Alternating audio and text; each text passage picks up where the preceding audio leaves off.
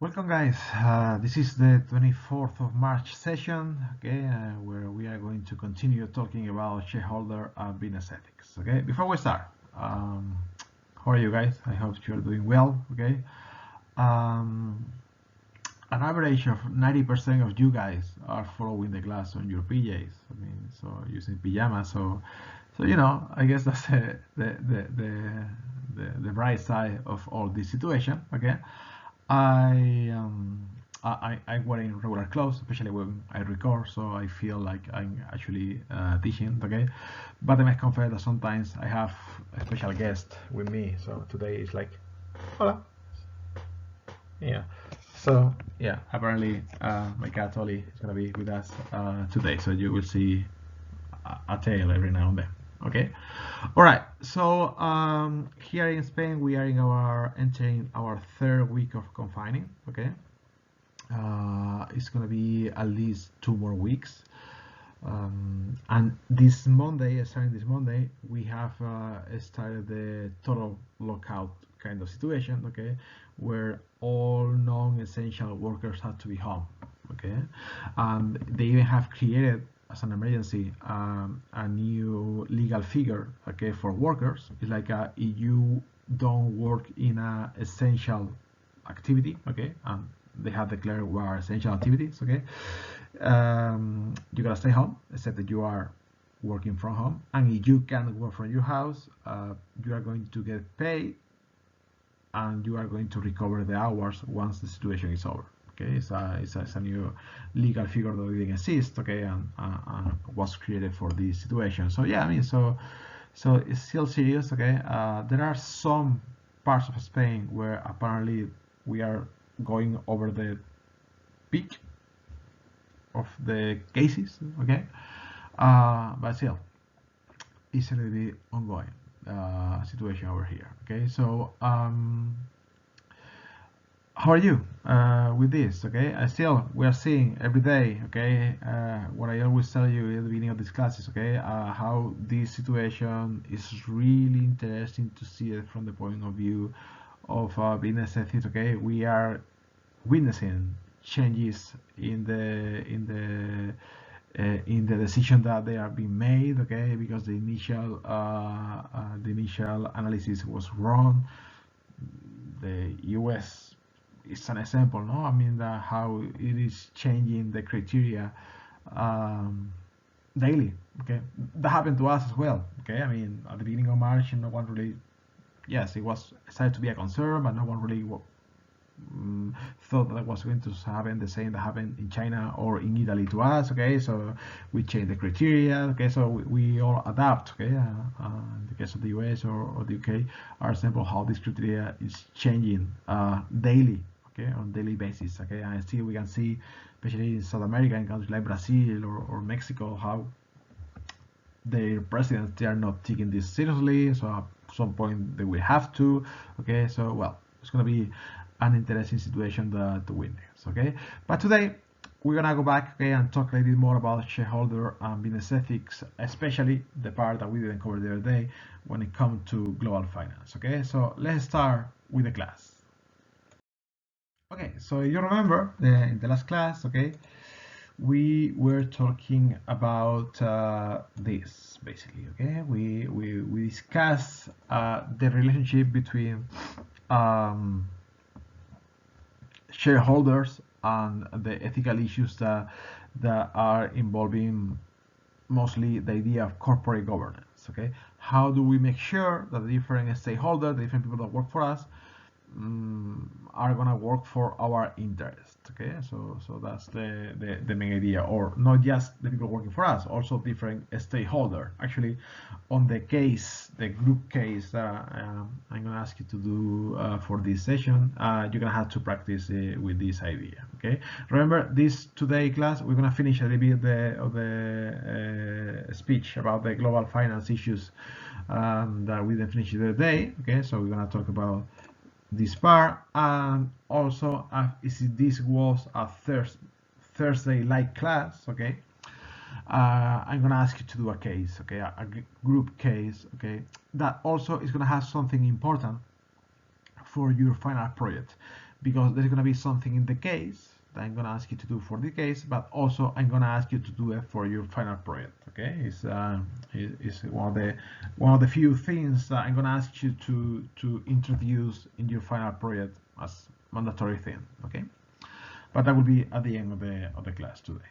All right, so remember the last thing that we did in class. Okay, I asked you to watch this video. Okay, one of the last things that we did in class. Okay, we started talking about the global finance ethical issues.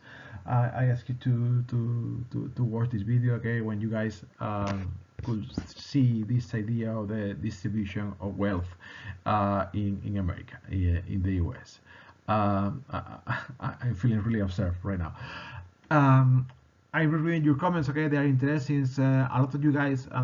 Actually, that was good news for me. Okay, I mean, a lot of you guys knew the video. Okay, that other professors, even I guess in the US, that showed you the video. Okay, so that's I think it's a really good thing. Okay, that this kind of information for people like you, okay, that with education, okay, that you are aware of this situation. Okay, it's the first step to fix something is to be aware of the problem. Okay, and it's pretty wide opening, no? This video, I think, from a point of view, okay, because it's the same in many other places in the world. Okay, it's not just a problem of the US. It's true that the difference between the average CEO salary and the average worker is probably wider, okay, in the US, but it's still pretty wide in other parts of the world. Okay, remember, for example, that one of the top 3 richest people in the world, according to the Forbes magazine, is from Spain. It's Amancio Ortega.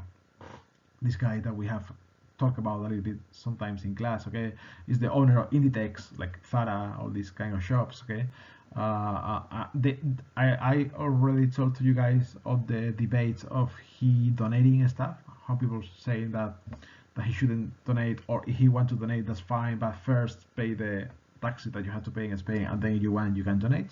Okay, well, that same debate is here again, because Inditex, okay, his company is donating stuff, medical stuff like masks and things like that, okay, to medical professionals. Okay, and the same debate about, well, if it's okay to donate or not. Okay, well, it's okay to donate once you have paid your taxes or not. And other companies are also involving in this discussion. So yeah, I mean, also we have this thing of distribution here. Okay, I really like it. I mean, as I say, global is really wide opening. Some of you guys have commented that this video was from 2012. Okay, that's true. Okay, the situation haven't gotten any better according to the data. Okay, there are different organizations. Okay, like Intermon Oxfam, like the United Nations Development Program. Okay, and others that have made reports, and this inequality has gone wider. Okay, we haven't really fixed anything at all. Okay, and that probably is going to be a problem for the situation that we are living right now. Okay, how this inequality is going to make things harder when it comes to solve the problem. No? Well, especially in the case of the US. Okay, for a situation where public health, okay, is not an issue. We already have seen news about this fact, no? But well, it's pretty wide opening. Okay, it's not even something that to criticize or not. Okay, it's just facts. Okay, information that is there and we need to be aware of. Okay, and then we think that's no shouldn't be, then we can fix it. But in order to fix it, we need to know the reality. Okay, so that's why I asked you the question about what you thought about that. Okay, then we started introducing the idea of global financial markets. Okay, we already talked a little bit about this. Okay, we're gonna go deeper into this idea, and we discussed a little bit the idea of well, we started focusing on inside trading. That I asked you to complete the case of who cares who shares. No, today. Once I make some comments about that case, okay, today we're gonna start here. We're gonna focus on speculative phase. So I wanna explain you very briefly, okay, how people speculate these days, okay, What are the facts about this kind of speculation, okay, that people do these days, okay? Some of you guys in finance, you're gonna see the explanation twice, sorry. But here we're gonna give it to the explanation a little different spin, okay? So it's more adapted to the business ethical side. We're gonna try to analyze the ethical side of that kind of speculation, all right? About the case. Once again, okay, I have read your comments, and you got into the debate, okay? I asked you the other day, is inside trading illegal? I guess you say yes, and most of you guys say yes, okay, for most of it. The thing about inside trading and the thing that makes it so interesting, remember I told you that when I was studying law, okay, when it comes to the criminal law applied to business, this probably was some of the most interesting debates, okay, that we had in class, okay, when we were talking about inside trading. Is that, and now let me just talk as a lawyer. Remember, I'm also a lawyer, okay? So I'm just talking as a lawyer and as a professional lawyer, okay? So giving you information, but that doesn't imply that I'm recommending you to do anything illegal, okay? That's a disclaimer, all right? To understand the next few words that I'm gonna say. The thing about inside trading is that it may be illegal, but what is really, really complicated is that someone gets to prove it, that you made something illegal. Okay, that's a huge difference. No? So some of the discussion that we have in that class when we're studying law, okay, about inside trading, two CEOs closing a deal in a bar, okay, and you are the bartender, and you happen to know something a little bit about the economy, okay, you know who these people are, okay, and then you overhear that they are closing a really important merge that most likely is going to pump the prices of both companies' stocks. You hear that, and you decide to buy stocks from the companies before the information is public. Is that inside trading? Well, yes, it is. Is there any way to prove it? Really, really, really hard to prove that. Okay, especially because it will be you. I mean, maybe you have a little money, okay, safe, but for more money that you have, we are talking about two public companies. You won't have enough money to move the value of the stocks, or even to make others to go in your same direction. Okay, so it will be really hard to prove. Okay, you are the cleaning staff in an office, and you overheard the second conversation. You are the driver. You are an Uber. Okay, and there is this guy on the back, this person on the back, okay, closing a deal on the phone, or telling someone else that she just came from closing a deal, okay, and that's going to be great for your company, or bad news, okay, whatever. Well, all of that is inside trading. Well, it kind of is, because you are investing based on information that is non-public, but still, it's really hard to prove. Okay, so that's going to happen with the case. Okay, that's how happen with the case. Okay, and that's why in the last question I asked if there were like different ethical implications in the different. You just do it for yourself, or you tell your body. It was Freddy, right? Your friend Freddy. Okay, well, I mean, the difference comes to the fact that the more people knows, the easier probably it's gonna be to pin back the information back to you. But still, it will be really extremely hard to prove it. So there is a question that you need to answer for yourself right now. Okay, and if you want, you can add it. You can reply to your own comments on the case. If you knew that it was going to be almost impossible, okay, 99% chance that if you are the only one selling the stocks, no one will ever know, would you sell them?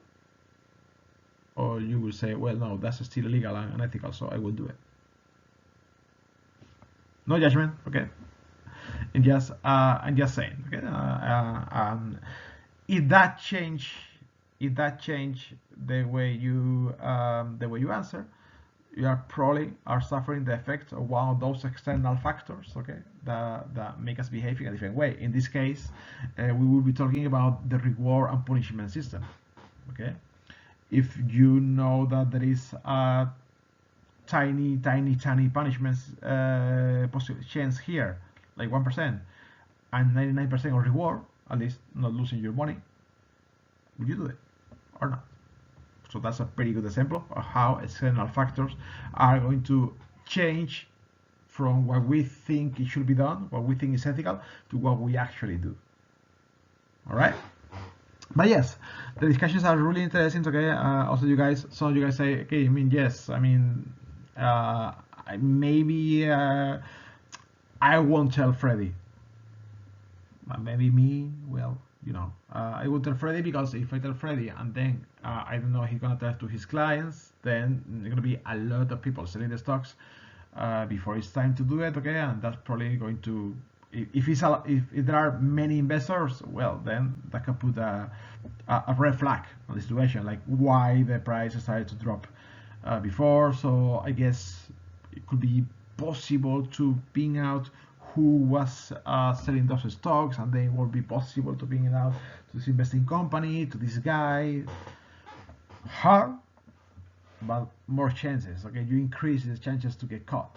Okay, but if you don't tell Freddy, or you are sure you convince Freddy that he don't tell to the clients, okay, then the situation is going to be different. So then you have to ask yourself that question: will that change your decision?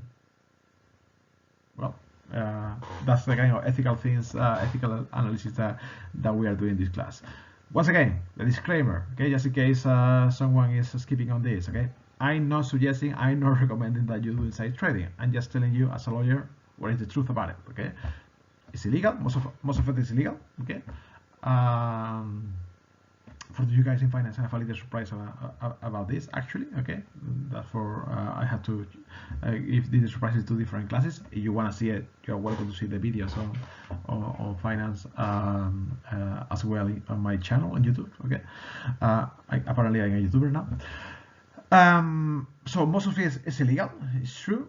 But here, the big deal, the big challenge from the point of view of law, okay, is how you're going to prove that illegal thing has been done. That's the real challenge, okay, and that's what I guess really complicated, and what makes us really, really interesting from the point of view of the law.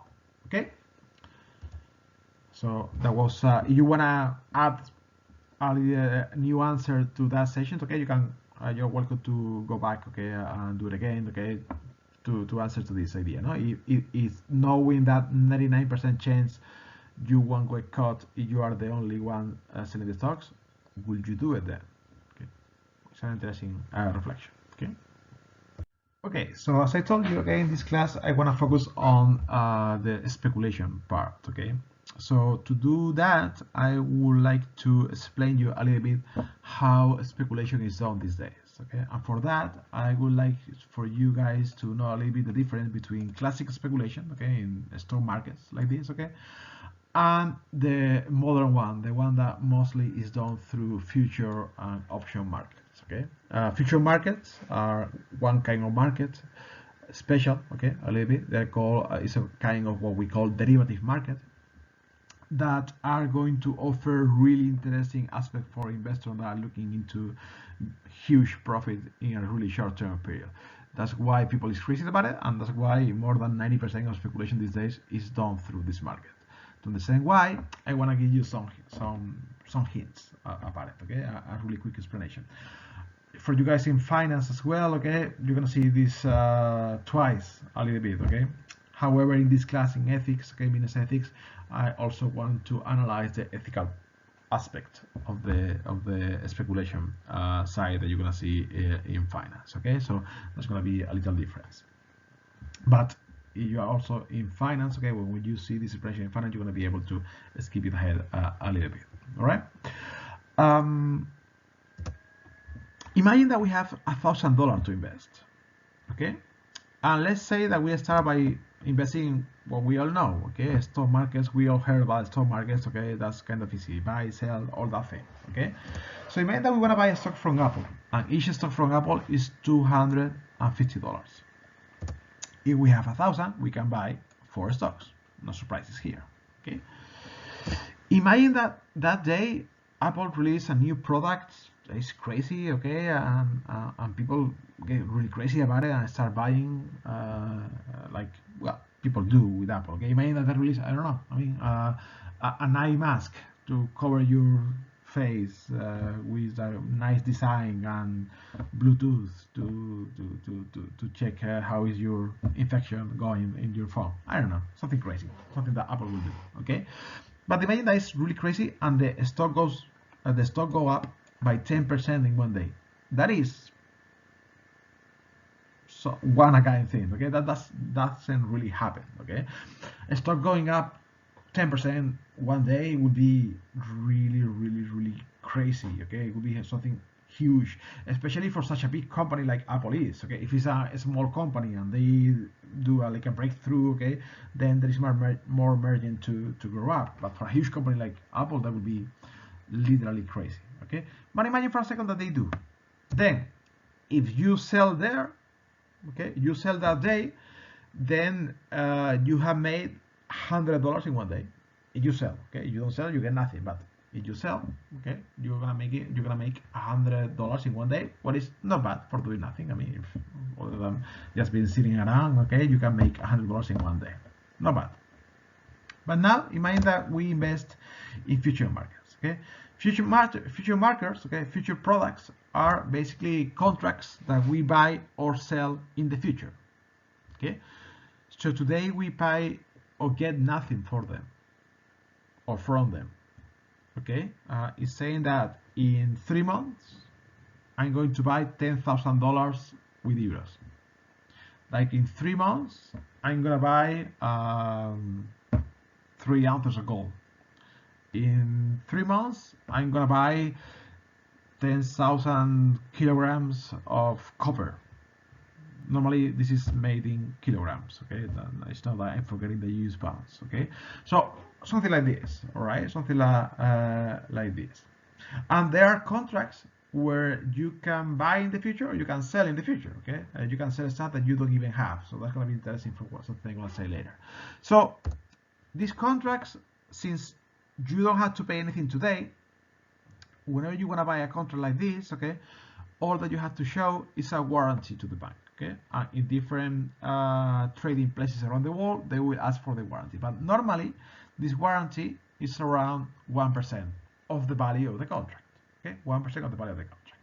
So let's take the example of a forward contract that is worth $10,000. That's pretty accurate according to reality. Okay, most contract would be either the value of $10,000 or euros or $100,000 or euros. Okay, that's how normally contracts works. Okay, if a future over stocks, it's like not just one stock, it's like a number of stocks, so it makes 10,000 worth of stocks. Okay, or the same goes for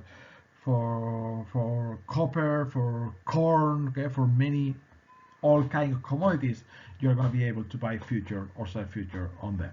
Okay, so if you find a forward contract that is worth $10,000 and is asking for a 1% warranty, that means that you have to show a bank statement saying that you have at least $100 to buy one contract.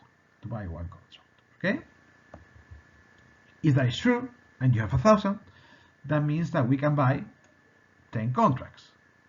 Okay, and then if we buy 10 contracts, because we have 1,000 and each one is worth 100, it's worth, okay, it's what you have to show.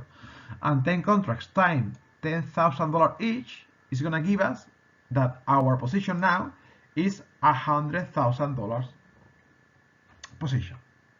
Okay, that's our position, that's the money that we are moving right now. Imagine that this market goes up again by 10%. That's not that crazy.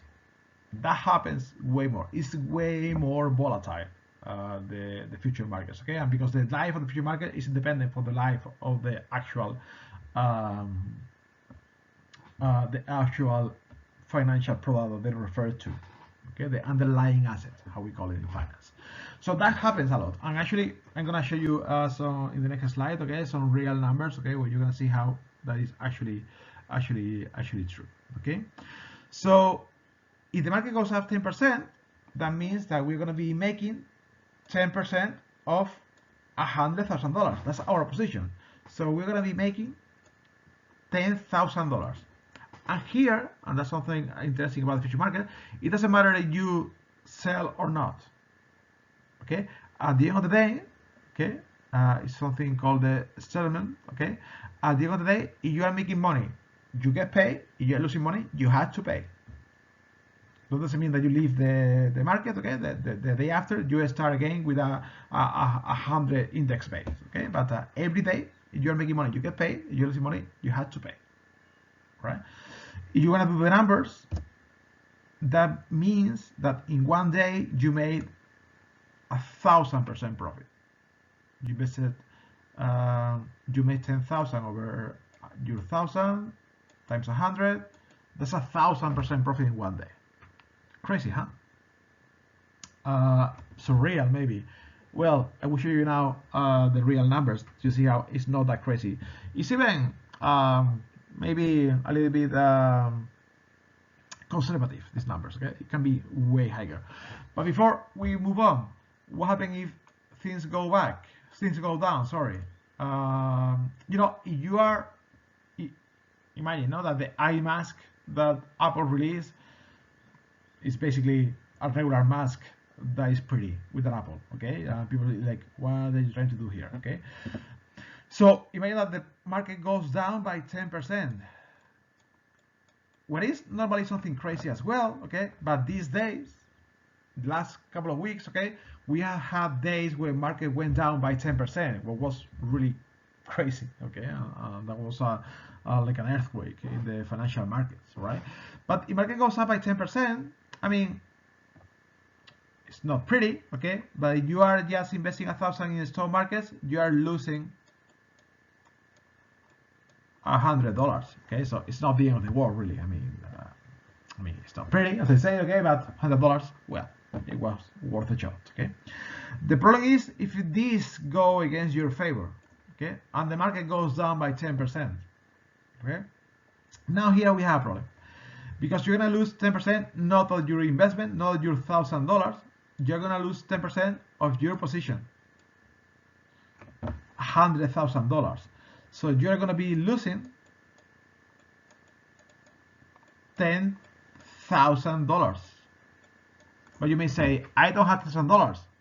And then the bank is going to say, well, then say goodbye to your car, house, probably your partner, wife or husband, okay? Say goodbye to the custody of the kids, okay? You lose everything that you have, okay? Because you had to pay, okay?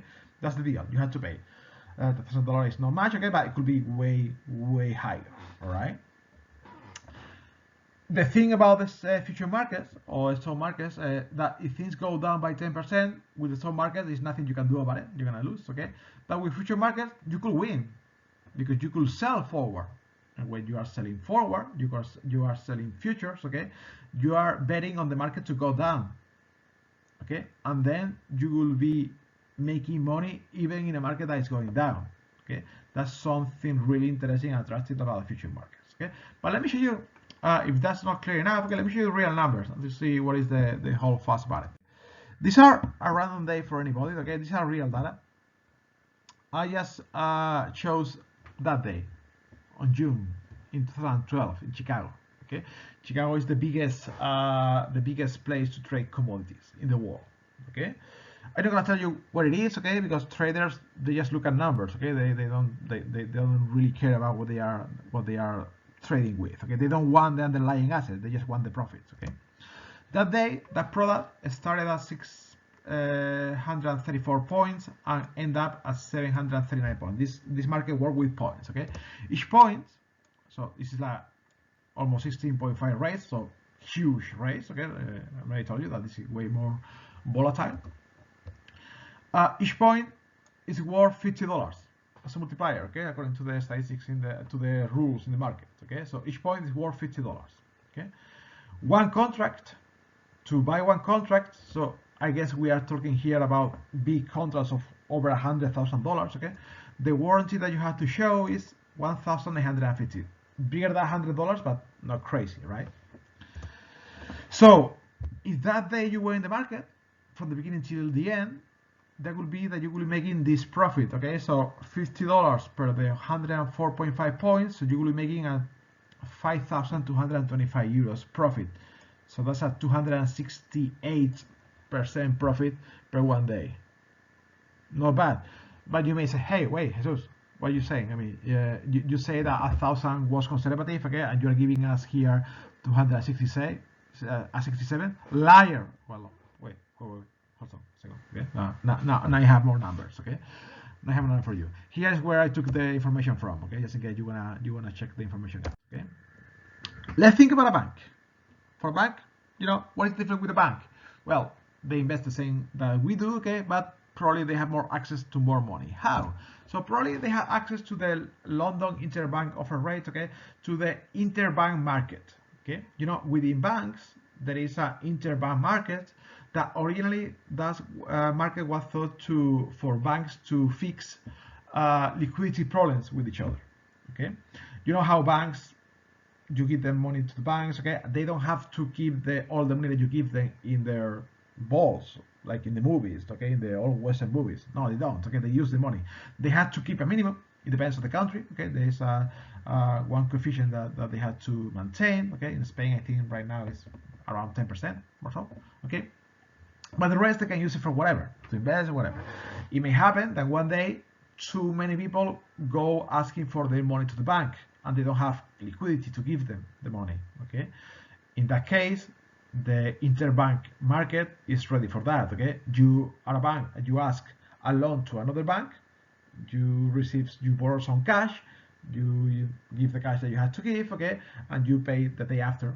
They are overnight loans, okay, you pay the day after through a wire transfer, okay, so you don't have to use actual cash. Okay, the thing is that initially that was the idea of the interbank market, okay, to fix this problem, but of course banks use it now to invest. Okay, especially after the 2001 2003 there were two laws in the US that basically allow every bank to invest. We're not going to enter into that, okay, but just trust me on that. All right, so imagine that a bank is going to ask for a one-day loan of $19.5 million, nothing crazy. Okay, it's totally a perfect amount. Okay, remember that for banks, okay, when they trade currency, when they do these kind of operations, the minimum operation that they're going to do in the wholesale market, it's going to be $10 million. Okay, so 19.5 is totally normal. Sorry, just because I'm talking. Okay? Don't worry. So tomorrow they will have to pay the interest. So if that was the interest rate for that day, okay, I guess that was the day when I initially did this slide, okay, but for the sake of example, it's fine. That means that tomorrow they have to pay back this much. Okay, they have to pay back the $19.5 million plus this $4,596. Okay. So with $19.5 million, you remember, since the warranty for one contract was $1,950, they could buy 10,000 contracts. Okay, so if we assume the numbers of the slide before, that means that day they would have made 104.5 points times $50 times 10,000 contracts, so a profit of $52,250,000. That's not the net profit. You have to pay interest. Okay, you have to pay the 4,500 interest. Okay, so that's the net profit, and that's our percentage. 1,136,721% profit in just one day. Real numbers, real facts, okay, real data.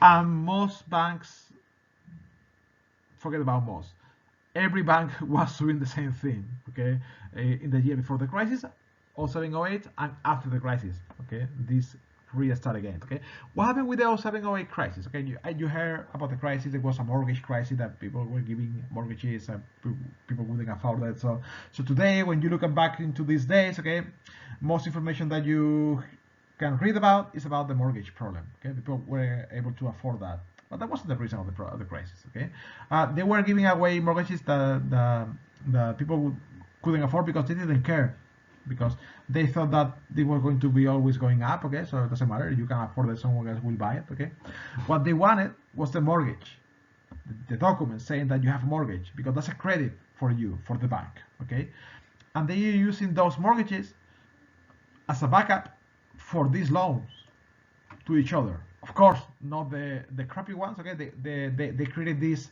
mixed products where they put together the crappy mortgages with the good ones. Okay, so no one really realized. Okay, at the beginning at least, and they were using the mortgages as a backup for this kind of loans. Okay, so everyone was in this game. One day, someone raised the hand and say, "Guys, what are we doing?" Okay, and that day, hell unleashed. Okay, and that day, markets went on the wrong direction, and then you thought that you had to pay $4,000 tomorrow, and now you had to pay $52 million, and all banks and investing companies were in the same problem. So that's why the system collapsed.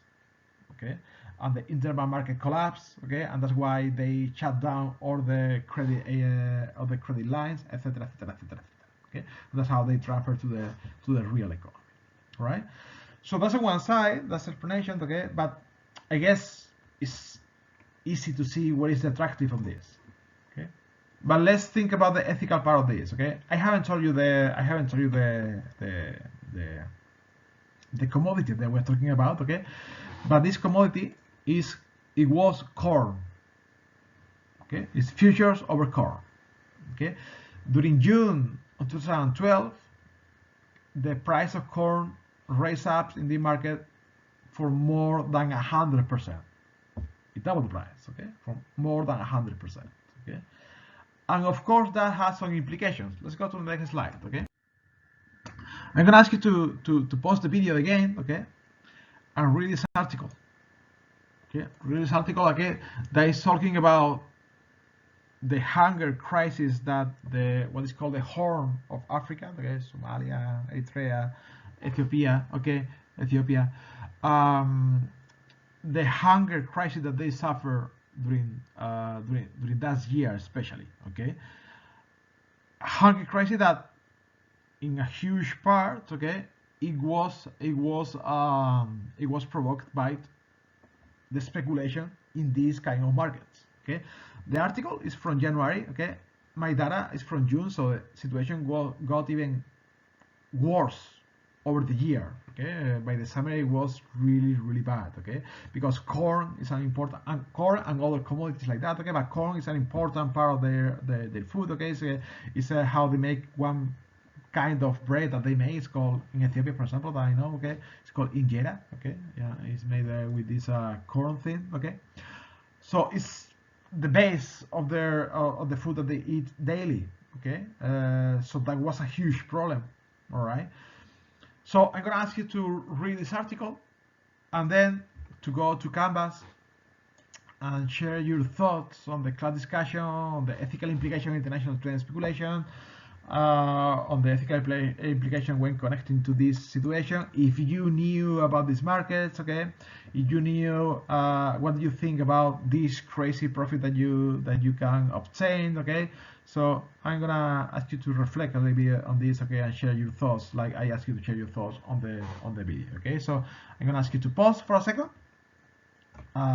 read the article, go Canvas, comment that, okay, and then go back.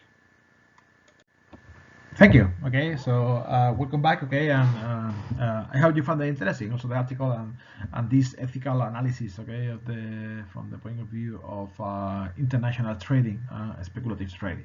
Okay, let's move on. So, is there any way to change the situation, the speculation situation? Well, it's complicated. Okay, I mean, in finance we talk about it. Okay, in the 80s, in the 90s. We started to deregulate. I mean, government started to deregulate markets, international markets. So now they are so deregulated that have any kind of control over them, it will be really hard. Okay, I mean, when they started to deregulate in the 80s, they were a puppy that they unleash. Okay, and now that puppy have become a dragon with 7 heads that spit fires. Okay, so it's almost impossible to control it. Of course, after the 07 oil crisis, people were like, well, we should control this. Okay, I'm sure that in this crisis that is going to come, even though this crisis is not hasn't started in the financial market, it's going to transfer to them, okay? And there are going to be some people speculating on the markets based on the situation, that's for sure. For sure, right now, there are people making money on this, okay? I mean, I can guarantee that, okay? And remember, the future market, you can bet the things are going to go downsides, okay? So of course, there are people betting on this. So once again, it will be raised, okay? The ethical question if that should be controlled or not, but it's complicated. There have been proposals over the years, okay? Like for example, I guess maybe you have heard about the Tobin tax, okay?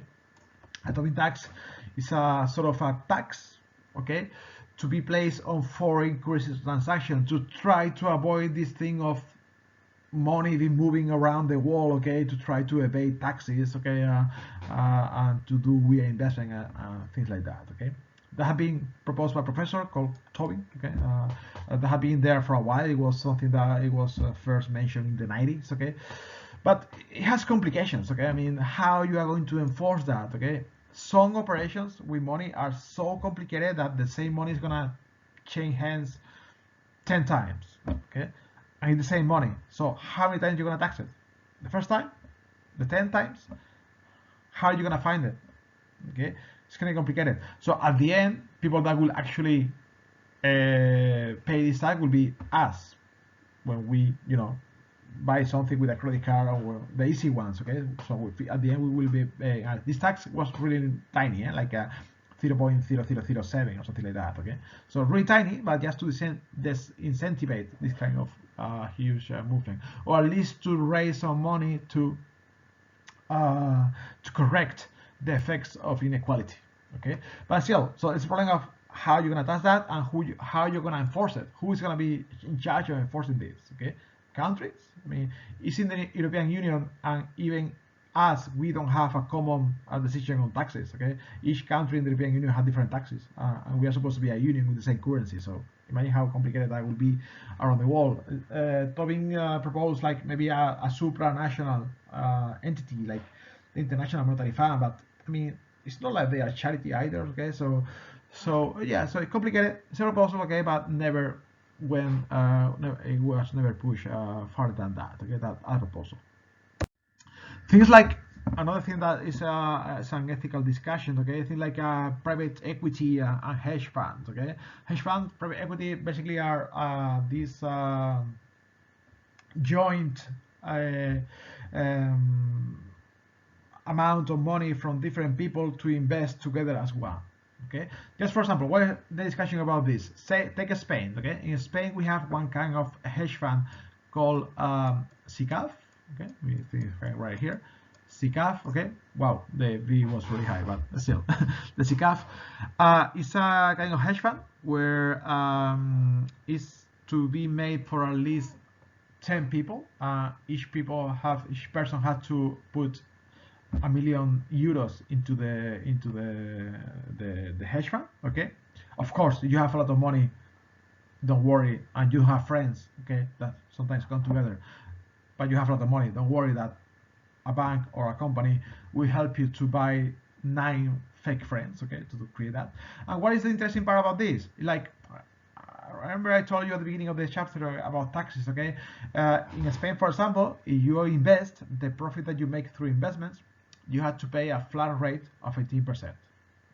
It is lower than the personal income tax, that remember that can go higher to more than 50%, okay? But still, it's 18%. If you invest through a hedge fund, the interest rate that you pay for your profit is 1%. Just 1%. But how is it possible that if I'm rich, I'm gonna pay less taxes? That's the beauty of the system. Okay, so money costs money. Okay, so that's why there is a whole ethical discussion about if Spain should forbid this or not. And say, okay, we forbid this, then people are gonna take their money somewhere else. Okay, but what's the point of having the money here if they don't pay taxes anyway? So it's all discussion, it's an ethical discussion once again about this kind of hedge funds. All right. Of course, we already have talked about it. Okay, things like tax havens. Okay, that we discussed in chapter 2. You remember back in January. Okay, it's all gonna be a lot the connection between that and global terrorism, money laundering. Okay, so all of these are ethical issues. Remember, tax havens. How we say that they don't have to be illegal. The money that you put there is not illegal. It's not have to be always money laundering. It's not illegal, but if it's moral or not, those are discussions that are there for global finance. Okay, but let's go to the case I want you guys to do. Okay, so at the end, okay, could be the end of the chapter. Okay, we have talked about the business, the ethical issues for shareholders, and the main ethical issue for global finance. Okay, all right, let's go to the case. So I'm gonna ask you to go to Canvas, okay, and open this class discussion, okay. The online session for the 24th of March, profit versus glory, okay, that's the name of the case. It's group work, okay. So I'm gonna ask you to work with your project group, okay, and then submit your answers. Submit your answer as a reply to the discussion topic, so everyone can see the other people answers, okay. So you can see what other people are doing on that. Okay, this is a case on the soccer industry in Europe. It's interesting, I think. Okay, I'm gonna ask you to start by looking a little bit, checking out this video here. Okay, that you can see a little bit about the economics of soccer. Okay, so go there, start there, and then start working on the case, read the case and the questions. Okay, before you start on the just check out the next slide. There is something important that I want to tell you. All right.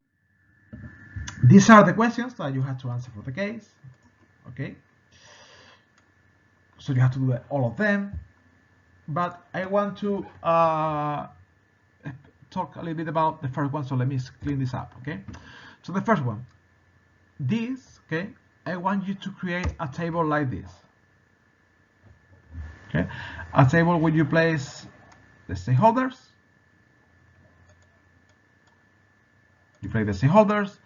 the stake that they have on the company, okay, and if the stake is like a high stake or medium stake or low stake, okay, the legitimacy of this stake and the rank of their claims, okay, how important are going to be those stakeholders for the company.